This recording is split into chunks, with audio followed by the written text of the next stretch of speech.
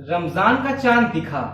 देर रात अपने घरों में लोग तरावी की नमाज अदा करने लगे। इस तरह से कोरोना के दौर में रमजान की शुरुआत हो गई। नमस्कार, आप देख रहे हैं न्यूज नेटवर्क टुडे। मैं जीशान जावेद आपके साथ। पूरे देश दुनिया में रमजान के पवित्र महीने की शुरुआत हो चुकी है। इस बार ना तो मस्जिदों में तरावी होगी, ना ही इफ्तार पार्टी। रमजान को लेकर हमने मुफ्ती मुबारक हुसैन अजहरी से बात की। आइए आपको सीधे लेकर चलते हैं मुफ्ती मुबारक हुसैन के पास और आपको बताते हैं कुरान और हदीस की रोशनी में रमजान के दौर में क्या करें क्या नहीं। नमस्कार, आप देख रहे हैं न्यूज नेटवर्क टुडे। रमजान का चांद दिख चुका है। पूरी दुनिया में इस समय कोरोना नामक भयंकर बीमारी फैली हुई है। मुसलमान भी इस बीमारी से अछूता नहीं है। रमज़ान के दौरान हमें किन बातों का एहतियात करना है, किन बातों का पालन करना है, किस तरीके से करना है, इसके लिए हमें एक मुफ्ती की ज़रूरत थी। मैं अपने दर्शकों को बता दूं, इस्लाम में मुफ्ती का क्या दर्जा है। पहले तो आप इस बात को अच्छे से समझ लीजिए। मुफ्ती वो शख्स होता है जिसको शरीयत मतलब इस्लामिक कानून की जानकारी होती है। जिस तरीके से आप ये कहते हैं एक पीएचडी होल्डर को उस सब्जेक्ट की जानकारी होती है जिससे वो पीएचडी करता है, इसी तरीके से एक मुफ्ती को भी शरीयत की जानकारी होती है पूरी। मौका इस समय ऐसा है, हम अपने वतन में हैं। वतन ये होता आदमी जहां रहता है। इस्लाम में साफ तौर से कहा गया है जिस एरिया में रहता है वही उसका वतन है। वतन के हुक्मरानों की बात मानना जरूरी है। हम आज इन तमाम बिंदुओं पर बात करेंगे। हमारे साथ शहर काजी, आप मुफ्ती भी हैं, मौजूद हैं। एक छोटी छोटी बातों के बारे में भी हम उनसे पूछेंगे। आपके उन तमाम सवालों को भी लेंगे जिसके लिए आपने हमसे कहा है। चांद दिख गया है। रमजान के चांद की तमाम दुनिया के मुसलमानों को मेरी तरफ से, मेरे चैनल की तरफ से मुबारक हो। मेरे साथ शहर काजी मौजूद हैं, तो मैं सबसे पहले उन्हीं की तरफ से, उन्हीं के माध्यम से आप सबको मुबारकबाद की बात करूंगा। बिस्मिल्लाहिर्रहमानिर्रहीम, नहमदुहु व नुसल्ली व नुसल्लिम अला रसूलिहिल करीम। मैं मुफ्ती मोहम्मद मुबारक अजहरी, शहर काजी रीवा, सबसे पहले सभी मुसलमानों को रमज़ानुल मुबारक की बहुत बहुत मुबारकबाद पेश करता हूँ। जैसा कि हम सब जानते हैं कि रमज़ान शरीफ का मुबारक महीना जो बेशुमार बरकतों और रहमतों से भरा हुआ है और मुसलमानों के लिए ये बहुत ही खुशी का महीना होता है और एक ऐसा महीना है कि जिसमें अल्लाह तबारक व तआला अपने बंदों पर ख़ास रहमतें और बरकतें नाजिल फरमाता है। खास रहमतें और बरकतें नाजिल फरमाता है। मुफ्ती साहब, पहला सवाल हमारा यहीं से स्टार्ट होता है। जो बात आपने कही है, रमज़ान के महीने में रोज़े क्यों? रमज़ान शरीफ के रोज़े ऐसे ही मुसलमानों पर फ़र्ज़ हैं जैसे कि नमाज है, ज़कात है, हज है। तो इन फ़राइज़ की तरह रोज़ा भी एक अहम फ़र्ज़ है और अहम इस्लाम का रुकन है। रोज़ा फ़र्ज़ है, तमाम मुसलमानों को रोज़े रखने हैं। पूरा शहर लॉकडाउन में है। लॉकडाउन के दौरान आप रीवा शहर के खास तौर से तमाम मुसलमानों को जो इस समय आपको टीवी स्क्रीन पर देख रहे हैं, उनको किस तरीके से आप हिदायत देंगे और बताएंगे कि आप अपने घरों में किस तरीके से तरावी पढ़ें, क्योंकि इस दौरान तरावी पढ़ने का भी हुक्म है। मैं सभी सुनने और देखने वाले तमाम अपने भाइयों से गुजारिश करूंगा कि जैसा कि हम सब देख रहे हैं कि हमारे मुल्क में लॉकडाउन चल रहा है और इस पर हम सबको अमल करना ज़रूरी है। इस दौरान रमज़ान शरीफ का महीना शुरू हो चुका है। आप सभी हजरात रोज़े रखें जो कि फ़र्ज़ हैं हर मर्द और औरतों पर। सभी लोग रोज़े का एहतमाम करें, साथ ही साथ नमाज़ों की पाबंदी करें और घरों में रहकर तरावी की नमाज़ अदा करें। घरों से हरगिज़ न निकलें। मस्जिदों में वही लोग नमाज़ अदा करेंगे जैसे कि अभी तक नमाज़ पढ़ रहे थे, यानी मस्जिद के इमाम, मुअज्जिन और साफ़ सफाई करने वाले जो लोग मस्जिद में रहते हैं वही लोग नमाज़ अदा करेंगे, तरावी अदा करेंगे। बाकी लोग अपने घरों में रहकर तरावी अदा करें।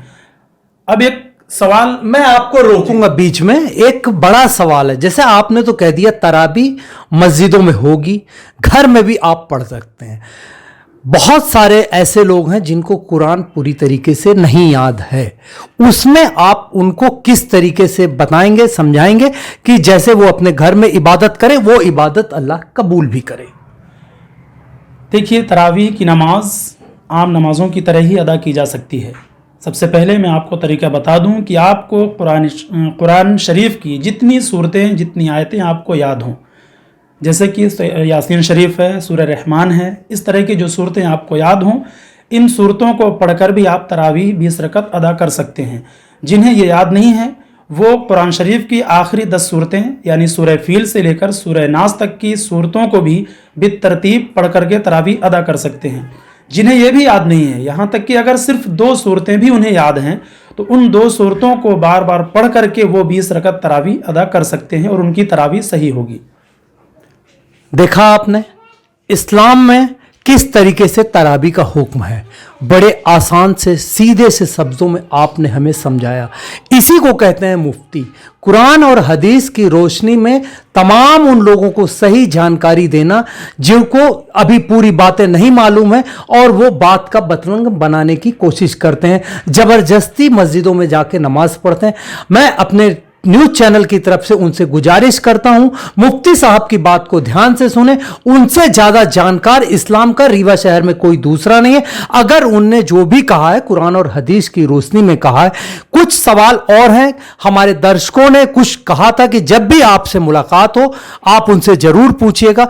एक पहला सवाल यह है कि मस्जिद में अगर इमाम कुरान शरीफ की तिलावत करे और घरों में लोग उसको सुने और उसको उसके हिसाब से पढ़ें तो क्या तरावीह हो जाएगी? देखिए, मैं आपको बता दूं सभी लोगों को कि जमात के लिए यानी इमाम और मुक्तदी के लिए जमात की शर्तों में से एक शर्त यह है कि इमाम और मुक्तदी एक ही जगह, एक ही मकान में इकट्ठे होने चाहिए। अब इस हालत में कि इमाम मस्जिद में हैं और आप अपने घरों में हैं तो इस तरह किसी की नमाज नहीं होगी और नमाज दुरुस्त नहीं होगी। इसी तरह एक और सवाल भी है कि कुछ लोगों का कहना है कि वीडियो कॉन्फ्रेंसिंग के ज़रिए भी क्या नमाज पढ़ी जा सकती है।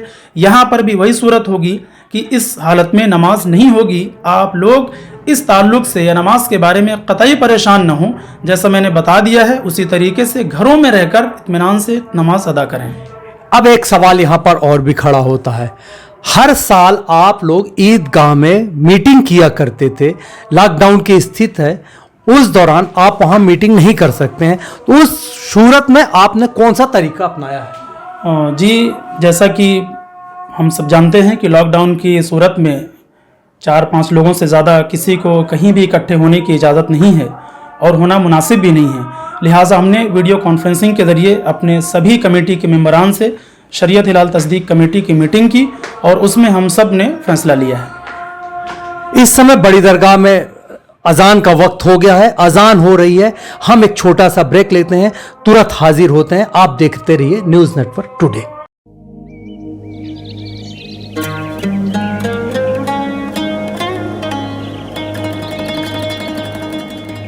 माहे रमजान यूं आ गया, बन के रहमत ये फिर छा गया।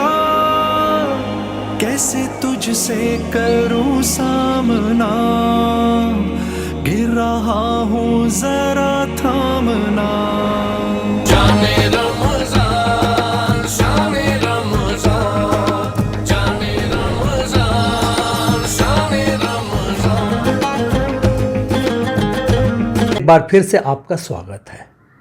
हम बात कर रहे हैं आज रमज़ान को लेकर। रमज़ान में किस तरीके से हमें इबादत करनी है, किस तरीके से हमें तरावी पढ़नी है, तमाम छोटी छोटी बातों पर हम मुफ्ती साहब से इस समय बातचीत कर रहे हैं। मैं आपको फिर से एक बार बता दूं, मुफ्ती इस्लाम में वह शख्स होता है जिसको शरीयत की पूरी जानकारी होती।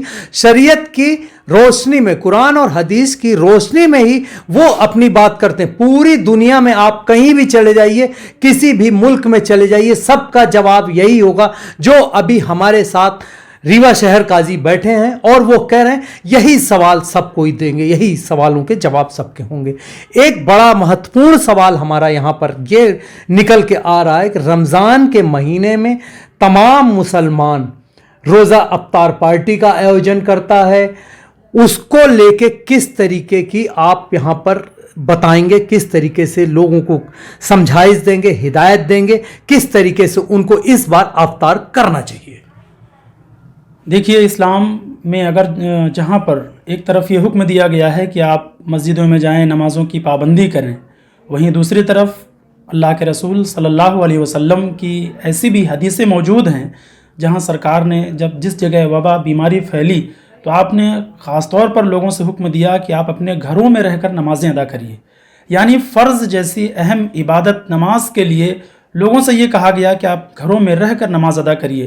तो दीगर चीज़ें जो हैं, चाहे वो इफ्तार हों या और भी कोई ज़रूरत हो या सहरी के बाद या नमाज के लिए आप जाते हों, ये सारी चीज़ें इस वक्त हम सबको घरों में रहकर ही करने की ज़रूरत है। सभी लोगों से मैं अपील करता हूँ कि आप सभी हजरात अपने अपने घरों में रहकर इफ्तार करें। और जो हमारे भाई इफ्तार पार्टी का इंतज़ाम करते थे, उसका ऑर्गेनाइज़ करते थे, उनसे मैं गुजारिश करूंगा और आप सब से भी जिन्हें अल्लाह ने नवाजा है, वो सभी हजरात अपने आस पड़ोस रहने वाले किसी भी समाज, किसी भी धर्म से ताल्लुक़ रखते हों कोई भी, उनका ख्याल रखें। ख़ास तौर पर इफ्तार और सहरी के लिए अपने पड़ोसियों का ख्याल रखें, उनका इंतज़ाम करें। किसी भी अहम ज़रूरत के तहत अगर बाहर निकलना हो तो जाएं, वरना घरों में ज़्यादा अपना वक्त गुजारें। तौबा इस्तग़फ़ार में, दुरूद पाक की कसरत में, कुरान की तिलावत में और अपनी क़ज़ाए उम्री अदा करें, नमाज की पाबंदी करें। घरों में, आपके घर में जितने लोग रहते हैं, आपके बच्चे हैं, आपके घर में रहने वाले भाई हैं, वालिदैन हैं, उनके साथ घरों में नमाज की पाबंदी करें, तरावी अदा करें, कुरान की तिलावत करें। यह हमारे लिए बहुत ही अच्छा मौका है कि आज हम सभी तरह की मसरूफियात, सभी तरह की जो है आज हमारी जो दिनचर्या होती थी, जहाँ हम बिज़ी रहते थे, उन सब को हम छोड़ करके अपने घरों में हैं, अपनों के साथ वक्त गुजार रहे हैं। इस वक्त को गनीमत जानते हुए इस वक्त का सही इस्तेमाल करिए, अपनों के साथ बैठिए, अच्छी बातें करिए, उनसे अच्छी चीज़ें सीखिए, उनको सिखाइए। देखा आपने सीधे और साफ शब्दों में इस्लाम में रमज़ान की व्याख्या, किस तरीके से आपको नमाज पढ़नी है, किस तरीके से तरावी अदा करनी है, किस तरीके से आपको रमज़ान के दौरान जो आप इफ्तार पार्टी करते थे उसको किस तरीके से। पड़ोसी, मैं आपको बता दूं, आपने एक शब्द का जिक्र किया, पड़ोसी। पड़ोसी कोई भी हो सकता है, उसने खाना खाया या नहीं खाया, अब आपको यह देखना है पूरे एक महीने अगर आपने अपने पड़ोसी का धर्म निभा दिया तो आप ये मान लीजिए कि आपके रोज़े अदा हो गए, आपकी नमाज अदा हो गई। इसको कहते हैं इस्लाम में इस्लाम की खूबसूरती। न्यूज़ नेटवर्क टुडे के लिए मैं जावेद अंसारी, समीम सौदागर के साथ। रमजान में अपने पड़ोसी के खाने पीने का ख्याल रखिए, साथ ही अपना भी बहुत बहुत ख्याल रखिए। घर पर इफ्तार करिए, तरावी पढ़िए, घर के बाहर बिल्कुल न निकलिए। शासन के दिशा निर्देशों का पालन करिए, तभी वतन की हिफाजत होगी। दीजिए अपने मेजबान जीशान जावेद को इजाजत और देखते रहिए न्यूज़ नेटवर्क टुडे।